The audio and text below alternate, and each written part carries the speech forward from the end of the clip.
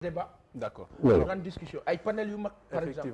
Mais pourvu que papa ça moom dinaa ko wax pourvu que l'administration centrale qui s'appelle l'acteur politique principal am fu muy orienté faut orientation bi changer pour que parce que aujourd'hui su fekkee ne on a un pouvoir qui s'appelle le présidentialisme fort qui nomme qui gomme qui dégomme comme bon lui semble pour mu orienter bu ko jëmalee fu baax alhamdulilah su ko jëmalee feneen safaan lay doon te safaan boobu daa bëri sa waay c'est-à-dire que aujourd'hui la description qu'il a faite notre papa de l'homme qui naît qui grandit qui va vivre qui devient responsable qui s'organise jusqu'à la fin de sa vie c'est une société normée. Aujourd'hui, la société sénégalaise est, comme il l'a dit, désacralisée. Désarticulée. Désarticulée. Ouais. C'est-à-dire, maanaam si xoolil ñun suñu rapport. man bu may wax ak aw xam nga lu ma seet est-ce que dinaa am dara. ci contexte bi est-ce que dinaa am c'est des rapports d'intérêt. sinon des rapports conflictuels. exactement wala bu dee mënuma ko am maa ngi ñu jot. waaw d'intérêt ou conflictuel. léegi loolu. c'est-à-dire que egg nañ ci niveau boobu parce que simplement. il y a eu une crise socio-économique bu def nii di def nii ba egg benn niveau bu extraordinaire qui pose même benn sens d'inhumanité donc am na ka nu war a delloo si nag c'est ça te kooku nu war a delloo si nag sa waay malheureusement ou heureusement c'est l'acteur politique non mais heureusement tu dis c'est l'acteur politique moom la ñuy wax depuis le début le sens de notre débat là tient à la responsabilité de ces acteurs politiques de tous les camps. Oui. L'acteur politique qui va avec l'État et l'État en tant qu'entité distincte de ces acteurs politiciens. Mais aussi ce côté-là. Dama leen jox benn exemple pour je sais que tu veux plonger sur quelque chose. Oui. Damay xool depuis démb l'inauguration de l'aéroport. Saint-Louis. De Saint-Louis. Dafa am ay des choses mais vous n'avez jamais convoqué un débat sur problématique ou manipulation askan wi. ñëpp mais la presse n'en parle pas. La presse subit la manipulation. Vous voyez quelqu'un qui va photographier l'aéroport de Nouakchott. Oui. Qui nous dit ça c'était la maquette de l'aéroport de Saint-Louis, qui va photographier l'aéroport de Saint-Louis, qui nous dit voyez on commande ça, on nous fournit ça, voilà ce qu'on gagne en commandant l'aéroport par Jumia. Et on cale ça dans la tête des Sénégalais. Et tout est fait comme ça.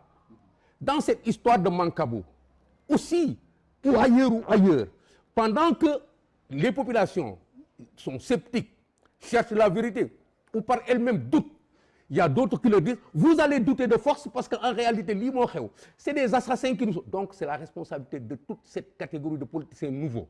Dans un espace désarticulé, où amul idéologie bugg moo fi am et su doon beneen plateau dinañ gën a mën a dugg ci les raisons pour lesquelles les acteurs de l'opposition sont plus responsables parce que pour deux choses on ne s'oppose pas comme ça premièrement et deuxièmement c'est faux qu'ils peuvent faire autrement que comme ils sont en train de reprocher aux autres de faire dafa am fu dëgg nekk fi nga xam ni moo tax ñu war a wax ñun ñëpp dafa am fu nekk boo tax ñu war a wax ñun ñëpp fu mën nekk boo tax ñu war a mën ñun ñëpp on est en train de se jouer des Sénégalais dites-moi que l'État est en train de se jouer des Sénégalais pour les preuves que vous apporterez je vous dirai oui je suis d'accord mais on doit poser le véritable débat de la manipulation de ce peuple sénégalais qui est en train d'aller droit contre le mur parce qu'on veut l'utiliser comme étant l'instrument de projet et c'est là qu'on parle de subversion de manipulation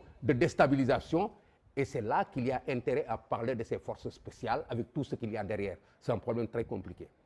Je vais relativiser un peu dans le sens où malheureusement l'attitude de l'opposition actuelle c'est de cause à effet. C'est-à-dire c'est une incidence wala des incidences.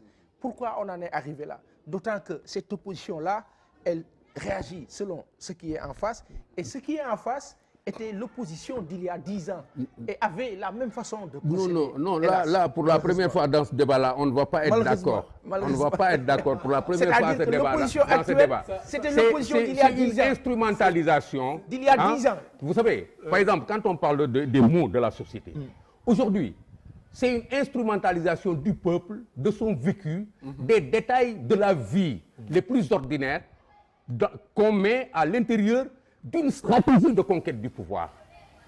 Alors que la stratégie de conquête du pouvoir devait être basée sur une offre alternative. Li nga xam ni moom ngay moo fi xew dañ ko jël lépp naqaru askan wi métitu askan wi lépp li nga xam ni mooy jooyu askan wi te mosu fee jóge lañu jël def ko wutuwaay alors que opposition li muy wutee du di seet que li mu def nga wax la ni moom la def pour nga mer dal ci kawam déedéet opposition dafa bokk ci système de gouvernance dafa war a taxaw critiquer pas dénoncer pas wone joxoñ dafa war a critiquer critique bi dafa constructive dafa war a démarche mais opposition boobu dafa war a wax ni lii kat mën naa ko indi mais vous remarquez que ni au-delà de li ñii di def lu baax sax kenn du ko wax fii. mais est-ce que aussi c'est pas que on nous a orienté et presque diligenté ci fi ñoo waxee je vais prendre le cas par exemple du sieur Sonko qui au début de son opposition propose un livre. Un livre. Il sort un livre. Au départ les gens ont dit ça c'est une nouvelle forme d'opposition mu nekk lu bees mais qu'est-ce qui s'est passé après?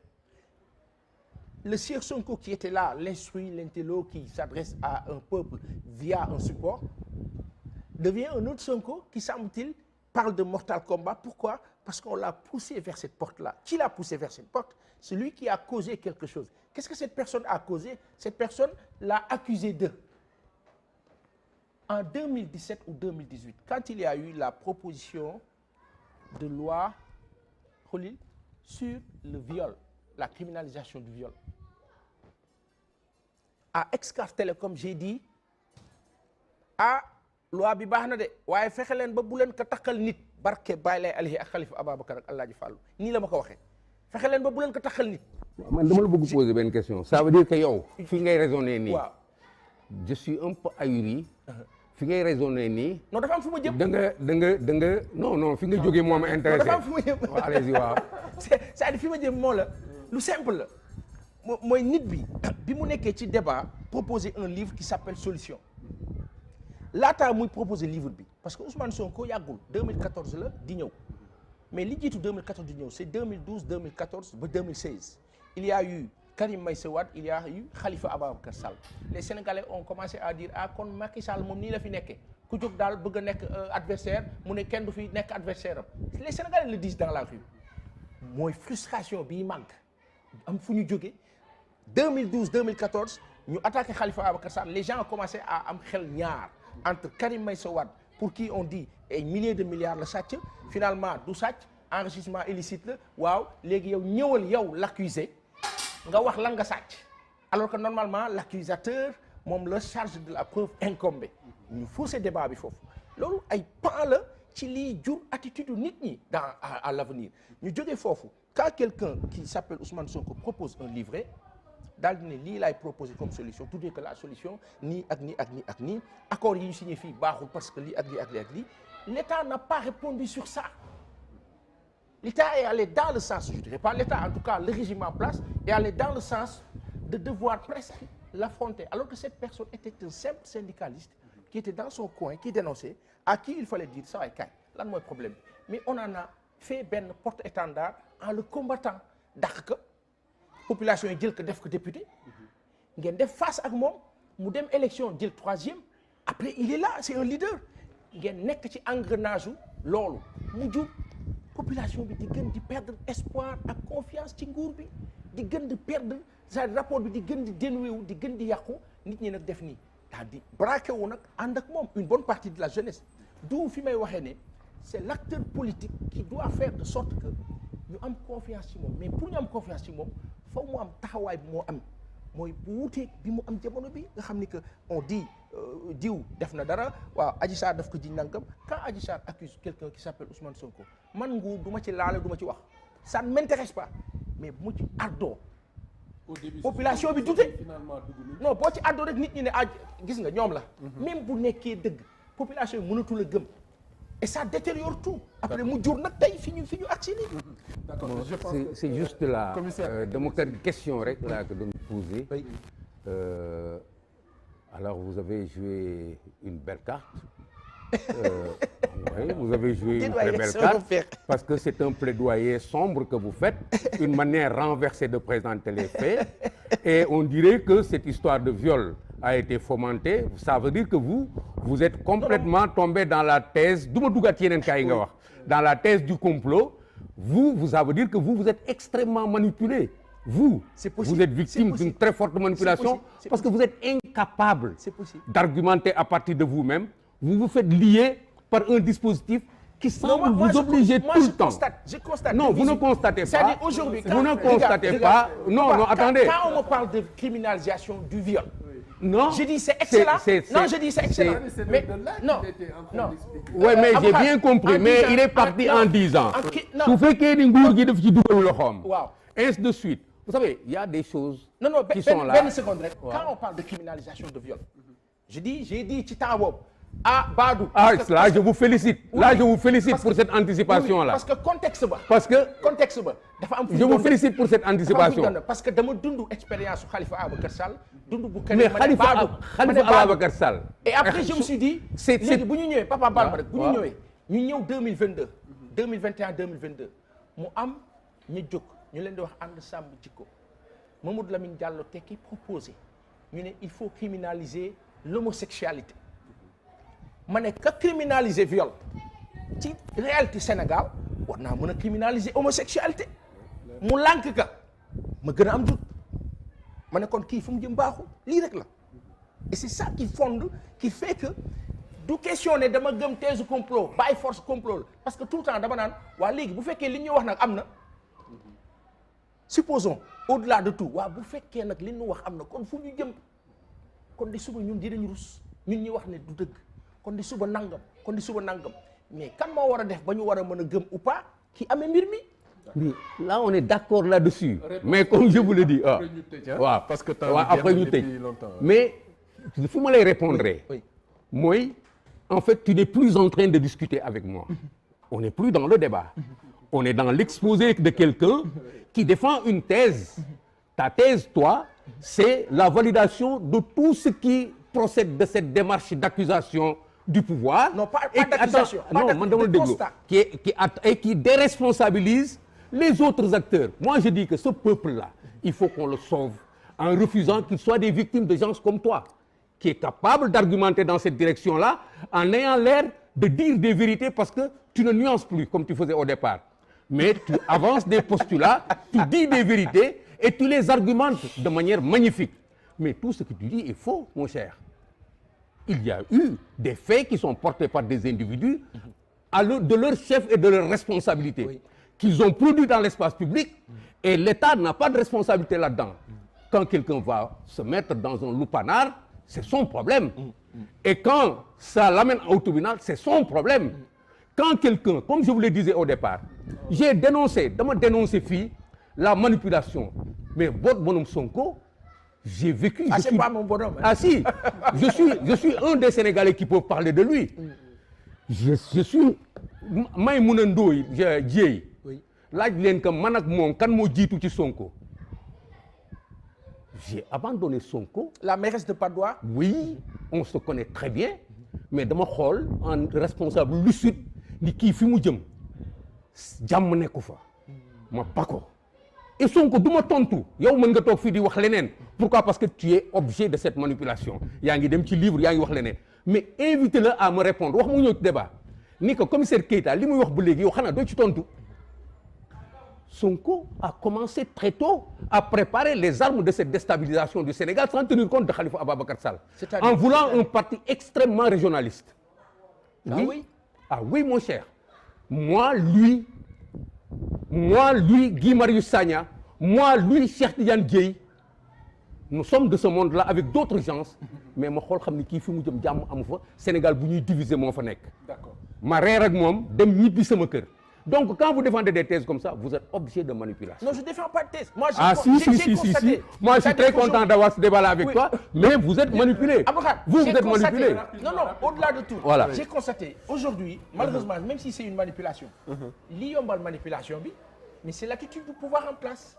C'est-à-dire, il aurait été plus judicieux. dinaa wax pouvoir bi li nga wax di yóbbante boobu dinaa leen ko wax ñoom dinaa leen ko wax vraiment pour couleur là dinaa leen wax ni leen quand papa dit que yow a dem ci bërëb ba dara dal la fa wala dara fekk la fa yaa ka war a assumer c'est juste mais foofu nga waroon commencer non c'est juste waa léegi maa ko war a assumer mais bàyyi man ma assumer que mais yow bi nga xam ne sa yoon newu ci te yow yaa ñuy arbitrer baa si dugalee sa loxo mel ni que jeng fenn fi te yaay arbitre bi mën na la juboo yow. mais foofu la sa thèse biaisée woo. non parce que yow lii la prochaine fois vous nous invitez à un débat. Ça va être intéressant que lii ma invité à la démonstration de ça. Oui, on aura l'occasion ñu discuter particulièrement de ça. Et peut-être des techniques d'investigation. Des fois da ngeen koy def les Sénégalais peuvent avoir besoin. ñu xam naka investigation di demee naka la police def ba jàpp koo xam ne mënuñu imaginer tête. etc. Donc dañ leen bàyyi nga joxe sa dernier mot commissaire après Pa Assane joxe dernier mot parce qu'on me signale que man Pa Assane laay wax mes félicitations. jërëjëf papa. Parce que tu as baissé le masque en fin de débat. Mais ouais, tu as baissé le masque en fin de débat. Et c'est un beau jeu. Mais dis-toi une chose. waaw loolu mooy xorom si mais dis-toi une chose. Mon cher, tu as tout faux. Évite d'être manipulé. Parce que, fi nga teg raisonnement bi sur le Sénégalais yi toppee kenn du yeewu. Tout le temps, on vivra dans du faux. Tout le temps, on vivra dans des nuages. Parce que ceux qui veulent le pouvoir veulent le chercher dans cette direction-là. Fexe ba Sénégalais yi jóg dem génne pouvoir bi teg leen fii te ñoom indiwuñu dara lu ñu proposer Sénégalais yi. Wasalaam. Alors moi je vais déjà kontaan naa waxtaan ak sama baay bi te la am solo la si ñun si lébu yi dañoo wax mag rak topp mag baay yaay taaw ainsi de suite c'est-à-dire ba taaw waxee ñëpp dañuy d'accord hiérarchie quoi exactement et loolu mooy fondé souvent sunu mode de fonctionnement maintenant par rapport à fi may tëjee moo di ne tey jii nii fi Sénégal toll dañuy wax ne dañu toll ci Sénégal buy dund ci enjeu parce que li xew yëpp enjeu la ban enjeu lañ toll Sénégal boo xam ni am na toutes les possibilités minières Sénégal boo xam ni de notoriété mondiale je parle même pas du sport tey jii nii par exemple en Coupe du Monde tout le monde attend le Sénégal tout le monde da ngay xool même la presse internationale sportive il parle des Sénégalais comme jamais en se disant Qatar nan lay demee et cetera la France équipe bi nu gën a ragal ci àdduna mooy Sénégal kon am na lu ñu yàlla defal sur le plan des ressources nous avons un chef d'État qui est convié partout dans le monde G7 moo ci mujj la Russie moo ci mujj fa nga xam ne européens yi amuñu fa accès moom am na fa accès c'est super maintenant est-ce que enjeu bi fa mu toll l'acteur principal qui dirige ce pays là est-ce que mu ngi foofu ci sens boobu quand des opposants en parlent man su ma adhéré ci opposition bi wax loolu mun naa ci adhéré mais cette opposition là ne me dira pas demal attaquer ma attaquer mais dinaa adhéré ci lan li moo dénoncé nee na warul dénoncé dafa war a critiquer opposition bu critiquer ne accord yi ngeen signé baaxul damay adhéré et je sais que mon père il va adhérer à ce que ñu xool contrat yi ñu signé ci pétrole ci gaz ci zircon ci lithium ci thorium ak la ca des est-ce que baax na et je sais que dina ne nañ xool ndax baax na waaye léegi si l'opposition dénonce ou critique en tout cas dans le sens où accord yooyu ñu signé baaxul quand on m'informe ne ma terrain bii di 10 000 mètres carrés di Assane Diouf l'histoire de Kawsara on l'aurait vendu su fekkee am na on l'aurait vendu à des Chinois à 350 millions de francs CFA 10 000 mètres carrés diggu Ndakaaru quand le projet Adowa on me dit que 5 000 francs la ñu jaayee mètre carré ba su dee am na je dis su dee am na tous ces scandales là fees fi dell am nguur bu kaa incarné si les populations s'offusquent ainsi et presque à la révolte mais c'est judicieux c'est de bonne guerre donc man foofu la maa tëjee pour wax ne àdduna nag moom kasi nekk am nga faa nekk fa nga xam ne foofu ngaa féete et loolu la yàlla bindee àdduna donc damay wax rek ne li ci am solo mooy na lépp lalu si dëgg c'est-à-dire que nga nekk boor bi nga nekk boor bële na lalu si dëgg rek loolu rek am solo d'accord ñu jaajëfal leen bu baax commissaire Cheikhna Keita ak Pa Assane Seck ñu nekkoon suñu invité ci édition spéciale bi nga xam ne ñu ngi ko jagleeloon jafe-jafe yi am démb ak génn àddina ki nga xam ne mooy François Mancabou ak li nga xam ne yëpp am na ci ay coow par rapport ak démarche police et cetera on a invité commissaire Keita commissaire à la retraite moom nga xam ne expérience bu très longue ci wàllu police ak doxalin rek yooyu andi nañu ay leeral yu bëri bëri yoo xam ne